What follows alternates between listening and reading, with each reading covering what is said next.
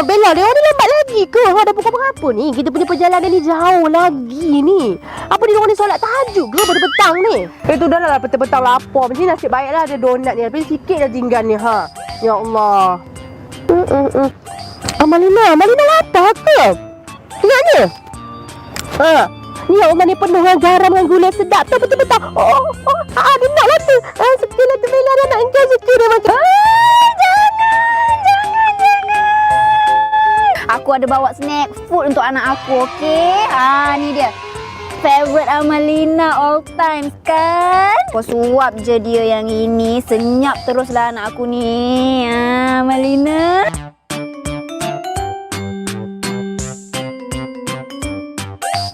Biskut apa Bella? Engkau bagi ke anak engkau ni macam pelik je aku tengok. Tak pernah lagi aku jumpa biskut macam ni. Tapi anak engkau suka aku tengok. Dia tak cukup lagi. Bagi. Cepat lapar budak tu. Inilah dia biskut homemade. Tanpa garam, tanpa gula, tanpa bahan pengawet. Untuk mak-mak nak makan pun sesuai. Untuk orang yang nak berdiet macam kau yang ada kecil manis ni pun sesuai. Cuba kau rasa sikit. Ya ke ni orang tua pun boleh makan ni? Ya untuk aku ni pun boleh makan. Tu aku try sikit lah. Senang jugalah. Kalau macam ni untuk orang diabetes macam aku ni boleh diet lah kan? Jadi aku terpaksa lah tinggalkan dulu punya donat ni. Kurang lah aku lepas ni kan?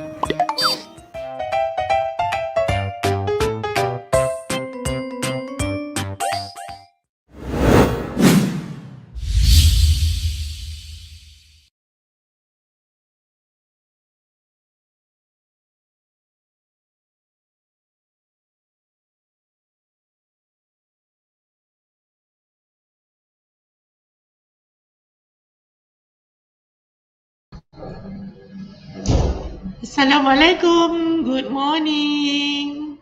Apa khabar semua? Sekejap ya, saya nak tengok skrin juga. Hai Syikin. Pagi, pagi. Pagi.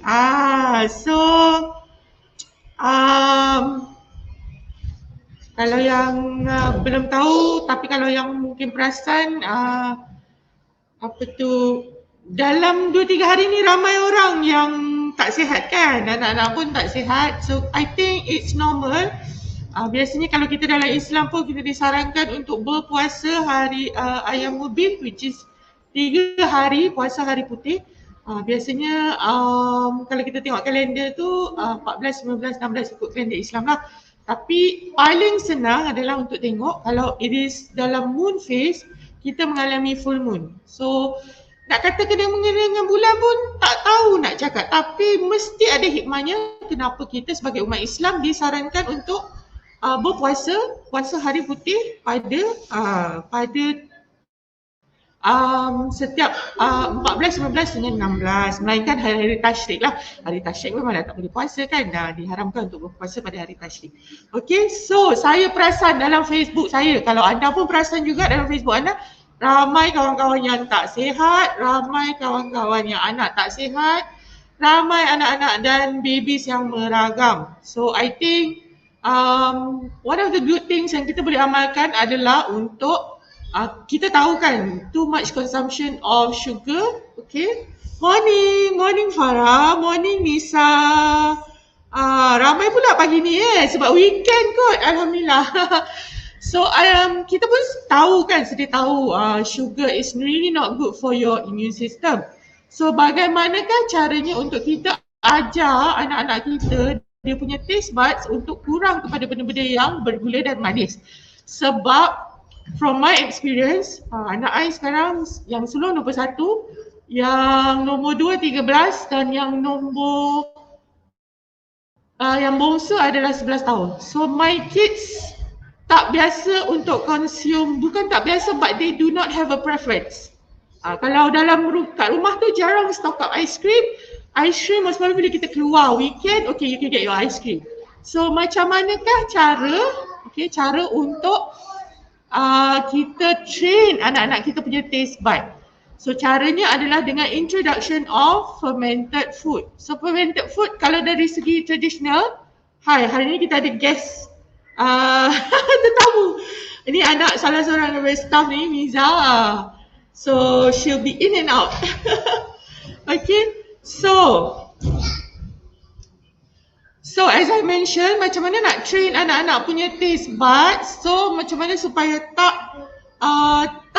terlalu prone kepada benda-benda manis adalah to introduce fermented food as early as kalau boleh 2 years old lah.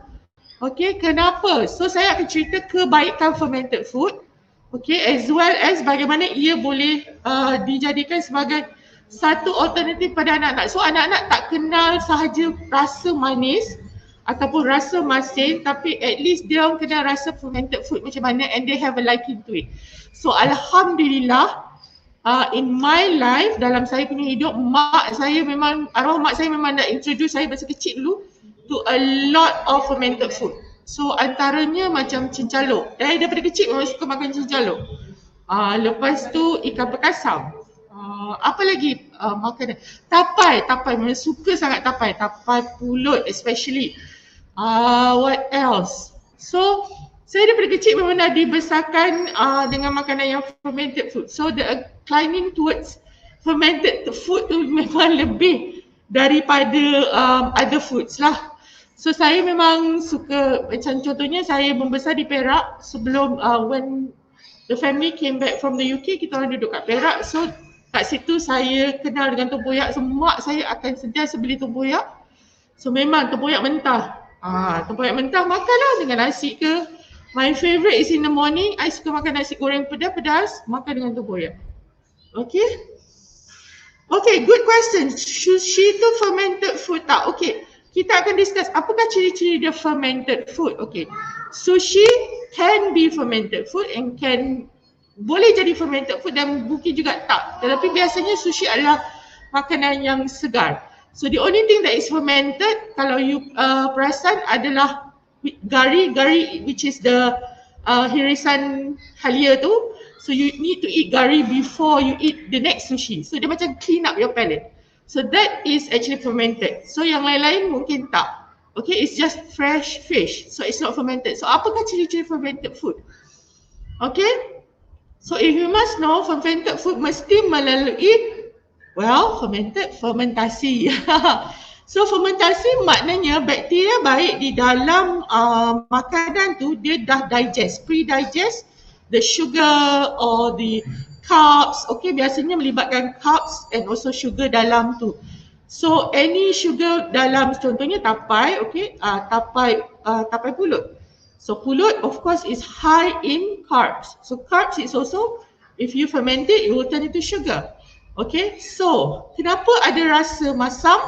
Masam is actually coming from the good bacteria yang hadir selepas fermentasi. So what happen is when food goes through fermentation, okay, then bacteria they need food to reproduce. So biasanya some of the good bacteria like lactobacillus, macam tu, they produce lactic acid. So that's why fermented food akan rasa masam. Okay, Waalaikumsalam Yuslita. Okay, so in that sense as well, saya rasa adalah sangat dan lebih baik kalau anak-anak, contohnya roti, for you to give your kids from 2 years and above, kalau boleh jangan commercial bread. Okay, kalau boleh cuba cari. Sekarang ni berbanding daripada dulu lah. Sekarang ni, sebab dulu masa let me see, 5-6 years ago, tak ada orang tahu pun pasal fermentation. Okay, walaupun ada certain fermentation yang exist in our masyarakat, tapi that kind of skill macam lost until contohnya macam saya and a group of people decided we wanted to venture into fermented food. So we started with masa tu, kalau tak tahulah kalau korang biasa dengar kombucha. Okay, kita orang tak tahu yang sebenarnya sebelum ni masyarakat tradisional Melayu sebenarnya memang dah biasa and diorang panggil cendawan Mekah. So all we know is like SCOBY kombucha. Tak tahu pun until somebody pointed it out. Nenek saya ada benda ni. So let me just see if I can show you. Okay, what is Sekejap Okay, so if you see in the middle there, alright, so this is from my Instagram sebab kebanyakannya saya banyak simpan dalam Instagram saya. So as you can see, this was 2015. See, more than 6 years. So ini adalah the one in the yellow bottle. Yang itu adalah kombucha, okay. So yang you nampak tu, this the SCOBY. So biasanya untuk ferment makanan atau apa saja, you kena ada dia punya starter. So different fermentation, different starter lah. Even tempoyak also the starter is actually garam. So somehow the garam and the durian tu bila dia serasi, so it kick starts the fermentation. Sama juga macam tapai kena ada ragi, okay? Alright, so contohnya macam ni nampak kombucha is on the, sorry I'm trying to besarkan gambar tapi tak boleh. Okay, never mind. So dalam balang, ni, so this is as you can see I use, sebab benda ni memang membiak dengan sangat cepat. So every time I do the fermentation, okay, fermentation dia adalah fermented tea. So menggunakan teh. Okay, so I only use, one thing that's good kalau you buat your own fermentation at home is that you boleh control bahan-bahan dia. So my kombucha has mineral water which is spritzer, and then dia menggunakan only organic green tea. I tak guna sebarang teh. Adalah nampak orang pakai teh bunga dalam kotak lah. So kita orang semua geleng kepala. Okay, and also sugar. We only use raw sugar cane, organic raw sugar cane. So ini masa tu memang kiranya tak macam sekarang ni, which is very difficult to get raw. Selalunya ada kat Jaya Grocer je. Sekarang ni I think you pergi Aeon pun you can get organic raw sugar kan. So what happens is that as I mentioned, the SCOBY, which is the starter at the top tu, dia akan melalui proses fermentasi of the tea. So the tannins in the tea, ada biochemical dalam tea tu, as well as the sugar akan feed the SCOBY. So SCOBY ni akan beranak pinak. Okay, so bila dia beranak pinak, dia akan mengeluarkan all the good bacteria dalam tea tu. So it's the tea that you drink. And the green bottle, very interesting. Green bottle is also another type of fermentation. It's called water kefir. Water kefir paling senang sebab dia cuma memerlukan air mineral dengan sugar, okay, raw sugar cane. So water kefir tu dia butir-butir. Butir-butir tu dia macam nak cakap bukan nata di koko tapi dia macam tu lah. So again it will make the drink mula-mula dia akan just manis tapi dia akan jadikan air tu jadi macam soda. So anak-anak saya minum I guess masa tu. So they were about 5 to 6 years old. So you can give lah. Okay. So water kefir ni selepas dia dah melalui fermentation, so I akan bottle it up, masuk botol lain, I can add juices. So sometimes I add pineapple, sometimes I add apple, sometimes I add pomegranate. So anak-anak I tak kenigan lah untuk minum soda punya drinks, but they drink healthy sodas, okay? So that means it's got good bacteria. So, alright? So that itu adalah contoh lah. Okay? So these are my kids. So, okay, tadi ada tanya, sushi tu fermented food tak? Usually tak. So my kids, walaupun love Japanese food, they also love Korean food. Sebab Korean food ada kimchi. The reason for that is sebab dulu I made my own kimchi. Okay, so this is my own kimchi. Dulu saya jual lah. Dulu memang saya rajin sangat buat sebab not only mula-mula I just buat untuk my family. But then bila kawan-kawan minta, so after go through a lot of R&Ds, okay, inilah hasilnya. Ini adalah hasil yang terbaik. So what happened is, again, it's actually veggies, napa cabbage. Okay, napa cabbage tu kena rendam dalam air yang garam. Lepas tu kena bersihkan dengan garam, rendam dengan air garam. Okay, agak-agak semalaman, rinse it off. And then there's carrots in there, ada daikon which is lobak putih. So there's also spring onions, okay. So dia punya ibu. How do you make the ibu? So it's actually from the Korean chili flakes, okay. And also the Korean chili, chili paste. Okay, and then menggunakan again, just to give you an understanding, benda yang fermentation dia kena ada starter and makanan. So makanan for the good bacteria adalah tepung pulut yang dimasak jadi likat. So tepung pulut tu okay. So added in adalah budu and also cencaluk. Sebab apa, masa tu memang susah nak dapat bahan-bahan ni. So benda ni, this is just a variation. Maknanya tak adalah similar to the original, tapi it was a variation. Okay, kebetulan masa tu memang saya ada pakcik di Kota Baru and he always gets fresh budu from this family. So usually I buy a lot from that, okay. Alright, through a lot of R&Ds ni. Okay, so campurkan dalam bancuhan tepung pulut tu, campurkan dengan the chili flakes tu. Okay, add in a bit of sugar, again organic raw cane sugar. Alright. Okay, dah campur dia jadi macam gel tau, macam satu gel, and then you mix it with the cabbage and the carrots and any other veggies that you have. So once it's all mixed up, okay, fermentation dia akan kickstart with the budu and the cincaluk. Alright, so that will kickstart the fermentation process. So once that happen, I dah gaul semua. Usually I put in a plastic bag, and kenapa kena letak dalam malam? Sebab funny story. Masa saya tengah buat ni dulu, nak hantar kat orang pernah meletup lah. Okay, seriously pernah meletup. So after going, that's what R&D is supposed to be in a orang kata food manufacturing kan. Okay, so right, just showing you different types. So again, this is the kombucha, and that's the organic green tea. Okay, so I will tell you later. So this is what we call as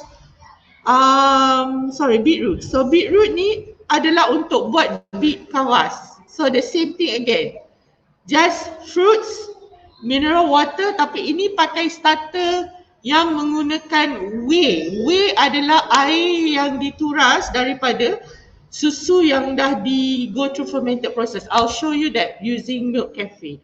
So gunakan whey tu sebagai starter, masukkan dalam air mineral, and also kita rendamkan the beetroot. So dia akan jadi masam. So air tu memang sangat healthy for you to drink. Okay, crunchy, masam. Alright, so this is milk kefir, okay. Sorry, this is Greek yogurt. Okay, so again for kids, what are the fermented food that you can bagi your kids? The best is actually Greek yogurt. Why Greek yogurt? Plain Greek yogurt. Sebab kalau boleh nak introduce fermented food to your kids, jangan bagi yogurt yang dah siap ada buah-buahan. Okay, if you want to add fruits, it's much more better. If they are not used to the taste, how I train my kids adalah untuk letak kismis. Okay, kismis in everything. Because it's natural sweetness. Okay, so this is my Aisyah, if I'm not mistaken. Dia memang sangat suka yogurt. Until now pun 13 tahun pun suka yogurt. Actually, we prefer yogurt than ice cream. I just bought two big tubs yesterday. My housemate pun dah tahu dah. Memang I'm not so into ice cream, but if you give me yogurt, yes, I go gaga over yogurt. So let's say with my kids. So start off dengan sikit-sikit. Put in a bit of kismis. So that's why I sarankan dalam usia 2 tahun ke atas.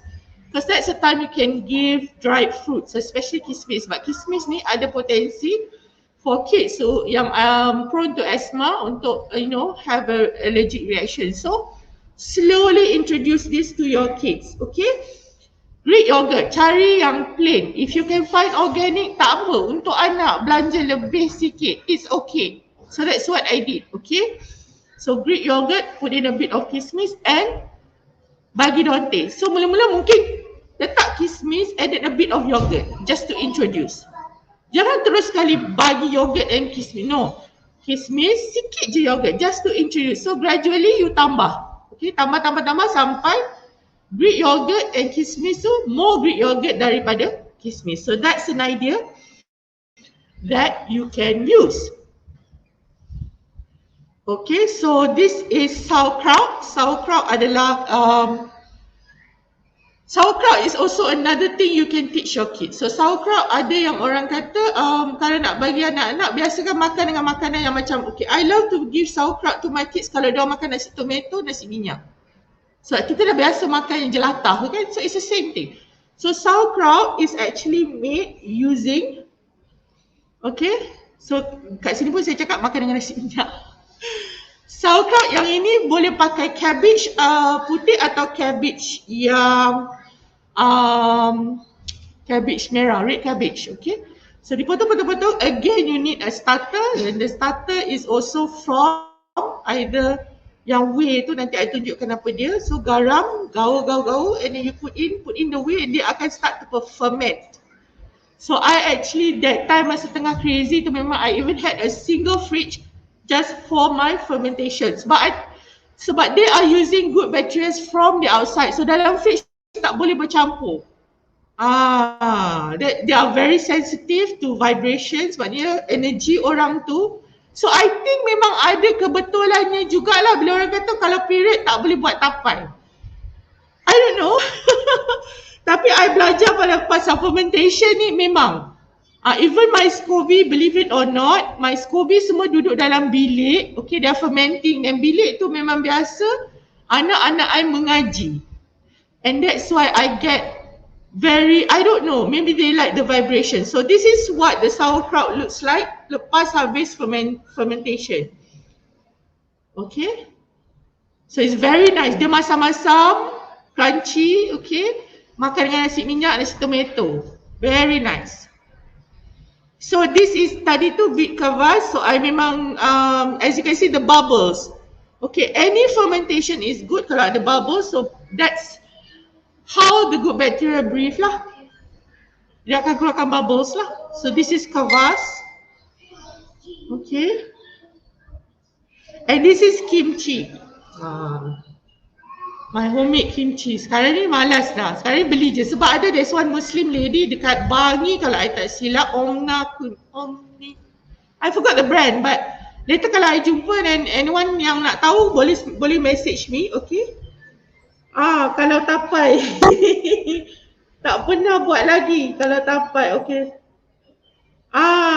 Ya betul. Our masyarakat memang synonymous dengan tapai. So kalau siapa yang duduk dekat Subang Jaya, I know kedai jaring dekat opposite Sari Pyramid ada jual tapai daun getah. Oh, that's my favourite. I kalau jumpa tapai daun getah, tapai pulut daun getah, that's it. I tak tengok tempat lain lah. Okay. Ya, saya memang suka. Saya memang, saya kalau balik kampung, bapak saya dah tahu dah dia akan borong tapai ubi butter. Ubi butter ni adalah sejenis ubi yang tak ditanam di Malaysia, ditanam di Indonesia. So they bring it in through Batu Pahat lah. So then dia orang buat tapai memang sangat sedap. Dia memang rasa macam butter pun. Okay.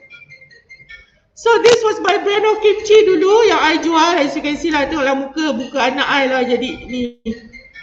So this is something good for you ladies. So sometimes bila kita kadang-kadang kalau ada kelebihan kerajinan, okay, bolehlah try. So this is some of the kimchi, some of the Korean food that usually we have. Okay. Now this is called bachan. My kids love bachan. Bachan adalah side dishes. Kat situ biasanya ada macam-macam jenis kimchi. So dekat, we were fortunate masa tu duduk kat Subang Jaya ada satu Korean halal, maknanya Muslim lah. Jeruk. Okay, orang ni buat tapai sedap. Tips dia masa buat jangan cakap. Lepas tu, ya betul. Somehow when I involve myself dalam involve myself dalam buat fermentation ni, memang kena jaga cakap. Memang kena jaga orang kata vibrations, okay. Sometimes ada masa memang tak jadi, memang betul tak jadi. And I have friends yang cuba buat kat rumah dia orang, maybe dapur tu panas sangat, rumah tu panas sangat, tak tak menjadi. Okay, again, this is my kid. I think they live in the wrong country. Muka dah lah macam Jepun dengan Korea. Lepas tu makan memang bukan nak cakap tak ni, but they just love Korean food. I think because it's fresh. Banyak sayur-sayuran. Okay, my kids love memang love veggies, alright. So this is the kombucha tea and this is what I mean. Okay, ketebal, nampak tak tebal dia? They are so happy. Benda ni hidup tau. Scoby ni memang hidup.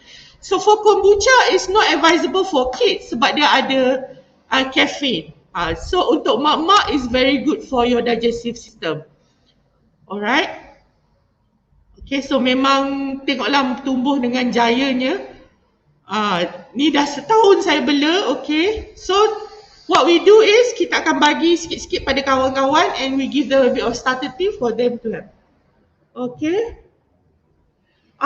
Memang it's an acquired taste. That's why daripada kita kecil lagi anak-anak kena biasakan. So this is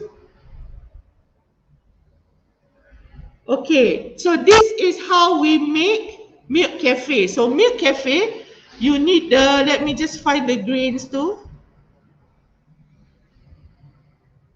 Okay, so as you can see, saya tak ada pula gambar. There you go. Okay, so milk kefir menggunakan,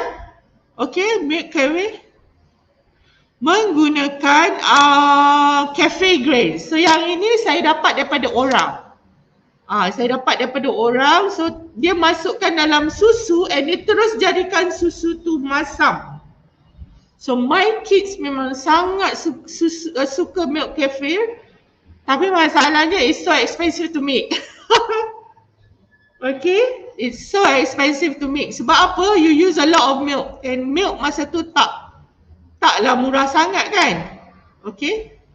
So right, so milk kefir, kejap I susun elok-elok. So gunakan fresh milk. So this is something you can actually start giving your kids from 1 years old and above. Sekarang ni dah banyak dah orang tahu kebaikan kefir. So kalau pergi kat Shopee, there are people yang actually jual. Budu fermented as well. Budu, cencaluk, even belacan is also considered fermented food. Budu, cencaluk, tempe, tempoyak, apa lagi? Ikan apa? Pekasam. Ikan pekasam. And kita orang Jawa pun ada satu ni makanan ni dipanggil trigu. Trigu ni adalah not trigu, I pun dah lupa, tapi dia sebenarnya ubi kayu yang diperam jadi masam. So memang banyak fermented food dalam kita punya society zaman dulu-dulu.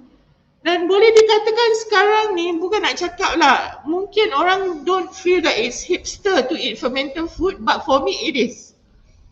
Alhamdulillah, it gives you very good, sebab apa? Okay, what I baca is that anak-anak zaman moden banyak yang skip satu step. Apakah satu step ni? Okay, satu step ni adalah menyusun merangkap. Sebab anak-anak zaman moden banyak ibu bapa bagi letak dalam apa? Walker. Okay, dalam walker. Sebab bila you skip satu step dalam development tu, sebenarnya bila anak-anak menyusu atas lantai, make sure lah lantai tu bersih kan, menyusu atas lantai merangkak, there is a special good bacteria yang akan masuk dalam perut anak you. And this particular bacteria helps to digest oxalate di dalam sayur. Okay, so don't skip. Kalau boleh jangan bagi that walker tu, walker yang berpusing-pusing ada roda tu, okay. Sebab itu zaman sekarang kita notice a lot of modern people makan ubi kayu pun tak boleh. Makan apa sikit angin, lemah. The reason for that is that sebab this bacteria akan cerna oxalate. Oxalate ni sangat tinggi dalam sayur-sayur seperti bayam dan especially sangat tinggi dalam ubi kayu. Okay. Okay, nak makan, nak masak tak apa. But jangan sepanjang masa. Sebab apa? Anak-anak perlu pendedahan kepada bakteria baik di dalam rumah. That's how they create a very good, strong immune system. Kalau tak biasakan dengan anak-anak macam itu, okay, tak kisahlah kalau termasuk apa nama itu, biasa, let it be, okay? Alright? Let it be. Unless benda tu memang beracun lah. So make sure it's a safe environment as well as clean. Tapi anak-anak perlu pendedahan seperti ini. Okay, sebab apa? Itu yang kata kadang-kadang bila dah tua, kena tua lah, baru umur 20 lebih. Tak boleh lah makan ubi kayu, pucuk ubi kayu, angin. The reason for that is because dalam perut tak cukup good bacteria untuk proses the oxalate dalam daun ubi kayu tu ataupun ni daun bayam. Ramai orang kan tak makan ni, tak makan tu. So masa kecil lah masa yang sangat sesuai untuk introduce all this type of food. Sebab tu saya dah bencin. Anak-anak saya semua dah besar. So they can choose whatever they want to eat. Alhamdulillah they make good choices. Okay. So this is the kefir. Yang ini kefir ni letak gula Melaka. For apa tu? Biasanya for my kids, the type of sugar I introduce to them are usually raw sugar cane ataupun gula-gula yang asli macam gula kabung, gula Melaka. Okay, gula Jawa, whatever you call it.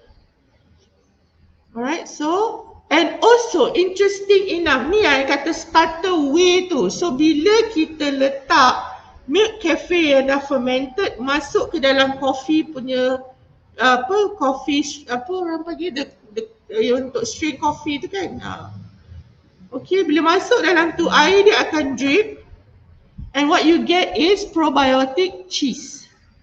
Soft cheese. Okay, so my kids love this with their bread. Sour bread lah masa tu.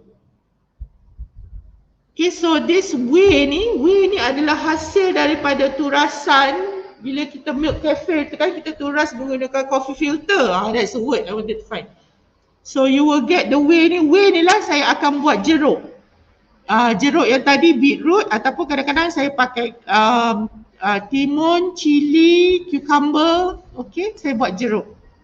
So jeruk ni lebih healthy lah. Tak ada bahan preservative, tak ada colouring. Alright. So again, this is the milk kefir. Okay. This is milk kefir. So cubalah cari kat Shopee. Kalau interested nak belajar, kalau berminat, ada masa terluang, buatlah. Because it's good for your health actually. Good for your skin, good for your digestive system. Bagus juga untuk anak-anak. Okay. Jeruk tu pun, yes, sedap. Okay, so this is not natural carbonation drink.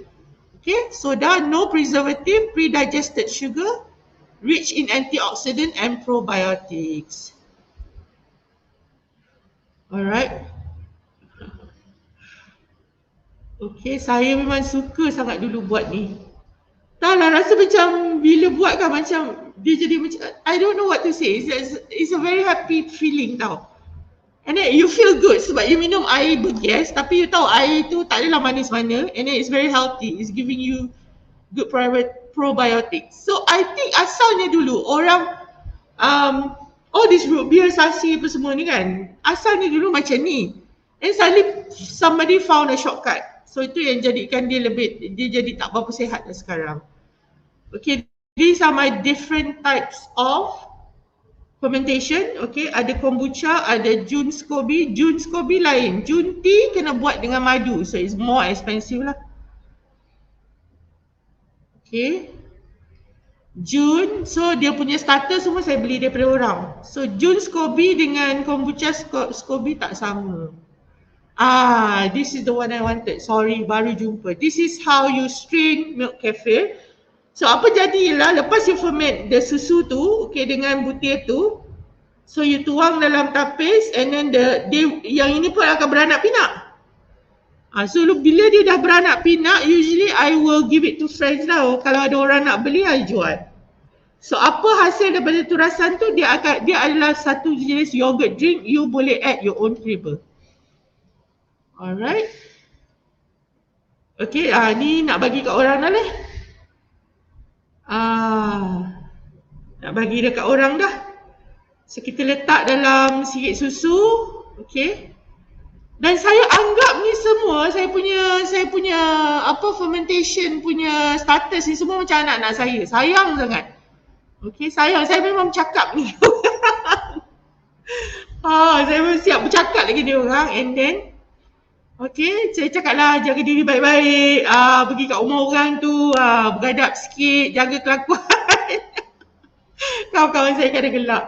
Sayang, kita sayang. Sebab kita bela dengan penuh kasih sayang. Sebab kita tahu. That's how you should treat food. Okay, food. Pada saya lah, saya memang jadi yang tak boleh. Even kalau benda tu pack pun, okay. Cakap bawah kadang-kadang diorang kan letak tu. Kadang saya nak pergi ni, saya tak sanggup untuk melangkah. Sebab you have to respect food. Okay, food give you goodness. So kena ada tahap macam tu lah. Okay. Alright, so right. So agak-agak dah dapat sikit idea macam mana nak introduce pada anak-anak. Okay. Can always start dengan just normal Greek yogurt. Alright. Ya, berkulat. Mo, warna hitam. So kita orang memang kalau fermented timun tu kan, timun carrot tu dia kat atas ada satu lapisan dia very cloudy. That means it's contaminated, it's no good. So kita akan buang je. And banyak jugalah banyak terbuang masa mula-mula eksperimen dulu. Okay. So, gradually introduce. So saya ulang balik macam mana nak start fermented food. Okay, untuk anak-anak tak kisahlah. Even tempoyak sekalipun kadang-kadang. One general rule as a parent. Anak-anak akan ikut if you buat. So kalau you tak makan, anak-anak tak akan makan. How are they going to get the goodness? Alright, so sometimes macam saya, memanglah dulu saya tak biasa makan semua benda-benda ni, fermented food ni. Saya dibesarkan dengan yogurt je. Sebab duduk UK kan susah. So bila saya balik Malaysia, I saw, that's what my mom did. Arwah mak saya buat. Arwah mak akan beli tempoyak. Dia memang rajin beli tempoyak. So saya curious. As a teenager, I was curious. Sedap ke? Makan dengan apa? Sedap. So I experimented. Okay. Experimented. Oh, makan dengan timun sedap. Makan dengan petai lagi sedap. Oh, boleh masuk dalam sambal belacan. Makan dengan ikan goreng. Oh, sedap. So apa saja food that you want to introduce to your kids, you have to be a role model. Alright, you have to be a role model. Alright, so if only kids nampak you sekali-sekala je makan fast food, okay, then they will also follow that. Sekali-sekala je, not every day.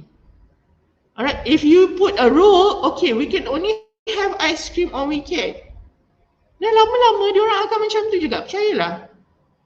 Ada orang kata dia macam alah kesiannya, ice cream pun tak boleh ke? Ya, memang susah untuk instill healthy habits dalam your kids.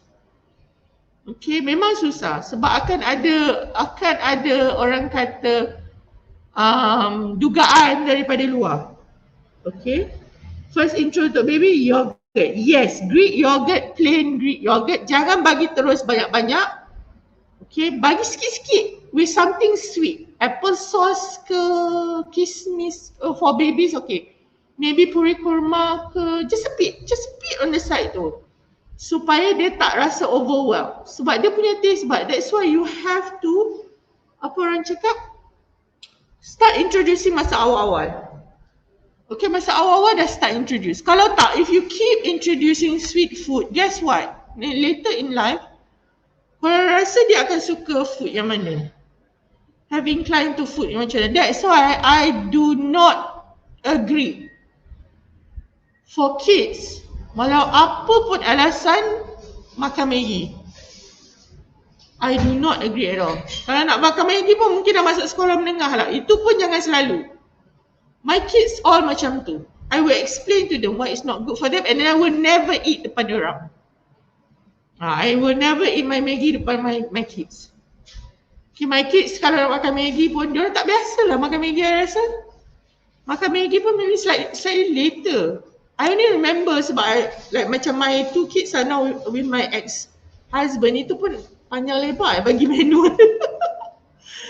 Menu macam mana makanan yang diorang. Okay, so wasn't a very nice experience for the stepmom, but alhamdulillah, you know, my kids have a very understanding stepmom yang follow the rules. Okay, itu salah satu benda yang kita takutlah bila kita lepaskan kita kan dalam jagaan orang lain dah tak sama. But alhamdulillah, you know, I don't think I pernah makan Maggi depan my kids, especially the young ones. My eldest pun dah 21 ni maybe lah samyang. Kadang-kadang dia pun tengok dia beli samyang. Itu pun when she was like 18, 19 baru dia kenal benda-benda macam tu. And I tell her, okay, you nak sebulan sekali, it's okay. My rules for this type of food is 80-20. 80% of the time you're eating healthy, 20% let go. You nak makan samyang ke, you nak makan McDonald's ke, you nak makan KFC ke, go ahead. But keep it to the minimum. Okay, make sure throughout the whole week you're eating healthy.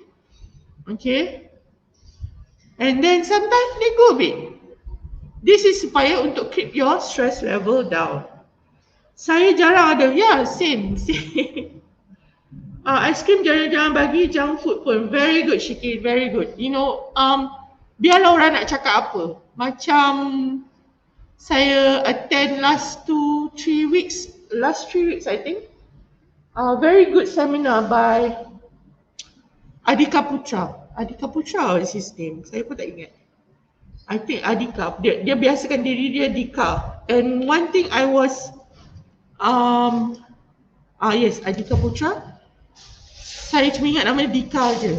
So one thing yang I suka pasal seminar dia, every time dia bagi fakta dia akan berselawat. So lama-lama jadi biasa.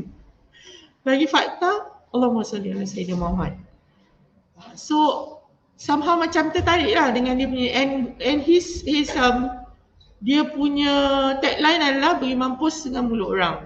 Be kasar, but okay, jangan peduli dengan mulut orang lah kalau kita nak cakap secara baiknya. So it's your kids, okay? Even bila I have that stand firm bila balik kampung, even my nenek pun pandai nak tanya. Ini especially sebab yang the youngest ada allergies kan.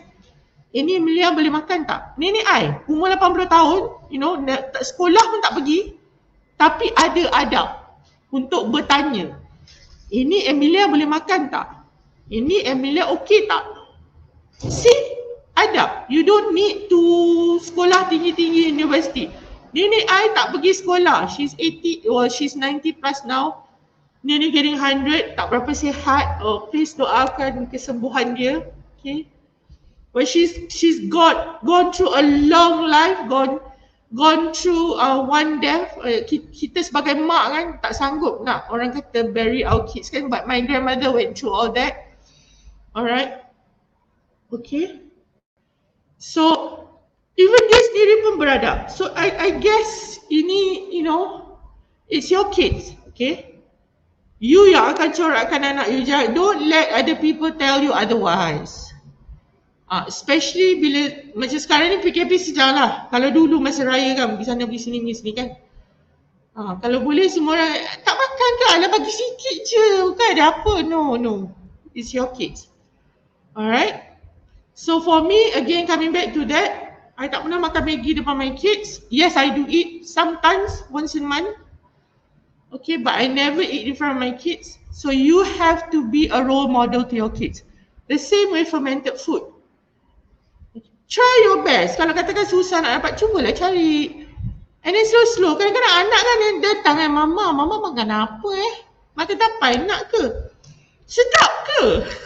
Masa my kids dulu, sedap. Mama suka sangat makan ni, nak try sikit. So, my kids, the rules is, even saya pun, we have this rule where we say, you don't have to like it, but you have to try it. So it's like dia orang faham lah. Sekarang bagi sikit macam masam tak suka. Asyik tak apa, lama-lama nanti suka. Alright. So I guess that's it, an introduction. I think tak perlulah nak bagi tahu what other type of fermented food yang ada dekat Malaysia sebab kita masing-masing ramai kan. Dari berbilang orang kata states. Okay, kalau di Sabah dengan Sarawak, si Sabah we have bambangan, jeruk bambangan. My favourite as well.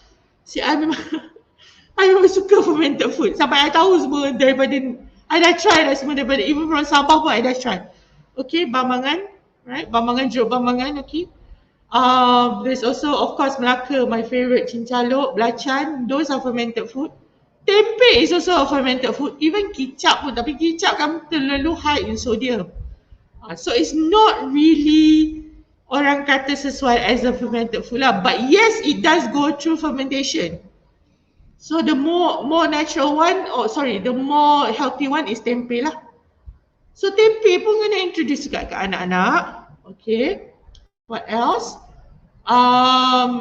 Jeruk. Kalau boleh dapat jeruk yang homemade, bukannya yang ada pewarna macam I don't want to mention, tapi korang semua tahu kot daripada Pulau Pinang tu, okay. Okay, jeruk kalau dapat orang yang biasa buat dekat rumah, bayi, okay. Start from 2 years and above lah. For safety lah kan, 2 years and above. I would recommend 2 years and above. Okay, kalau nak beli yogurt pun, maksudnya plain yogurt. Start with plain yogurt first. Plain yogurt, add buah-buahan. Kalau tak pun kita ada banyak serbuk buah-buahan kan. Okay, just add dalam tu. Add a bit. Mango. Sedap. Kat dalam yogurt tu. Lepas tu nak bagi a bit free, tambah serbuk oat. Oh, lagi sedap. Can already be a breakfast. Alternative healthy breakfast. Okay. So any questions sebelum kita end? I hope today was a very good session. Just to introduce to you benda yang mungkin kita tak terfikir untuk introduce anak-anak pada fermented food. Why is it good? Because diversity in good bacteria dalam perut you membantu sistem penghadaman. Also good for your immune system. Okay, not only good for your skin, complexion, your hair and everything, but good for your immune system. So if you start them early, it becomes a habit. Then later in life, of course they will gain benefit from it. And if they have a liking to it, alhamdulillah. Okay, so tak ada questions. Alright. So very short session today, but tak adalah short, another time, orang kata roughly around 50 minutes. Let me see how many minutes. I can't see that, we just see.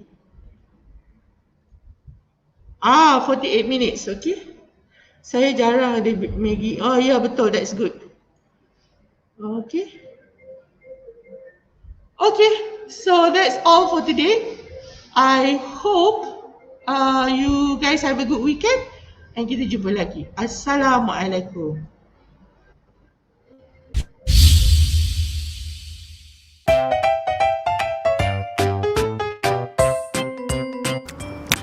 Bella, dia ni lambat lagi ke? Ada pukul berapa ni? Kita punya perjalanan ni jauh lagi ni. Apa dia orang ni solat tahajud ke pada petang ni? Itu dah lah petang-petang lapar. Macam ni nasib baiklah ada donat ni. Tapi sikit dah tinggal ni, ha. Ya Allah. Malina lapar ke? Ingat ni? Ya Allah, ni penuh dengan garam dengan gula sedap tu betul-betul. Dia nak lah tu. Sekilah tu Bella dah nak engkau suka dah macam. Jangan. Aku ada bawa snack food untuk anak aku, okey? Ni dia. Favorite Amalina all times kan? Kau suap je dia yang ini. Senyap teruslah anak aku ni. Amalina.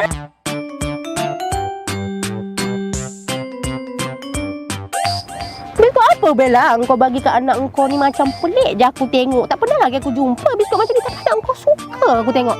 Dia tak cukup lagi. Bagi. Cepat lapar budak tu. Inilah dia biskut homemade. Tanpa garam, tanpa gula, tanpa bahan pengawet. Untuk mak-mak nak makan pun sesuai. Untuk orang yang nak berdiet macam kau yang ada kecil manis ni pun sesuai. Cuba kau rasa sikit. Ya ke ni orang tua pun boleh makan ni? Ya untuk aku ni pun boleh makan? Aku try sikit lah. Senang juga lah. Kalau macam ni untuk orang diabetes macam aku ni boleh diet lah kan. Jadi aku terpaksa lah tinggalkan dulu punya donat ni.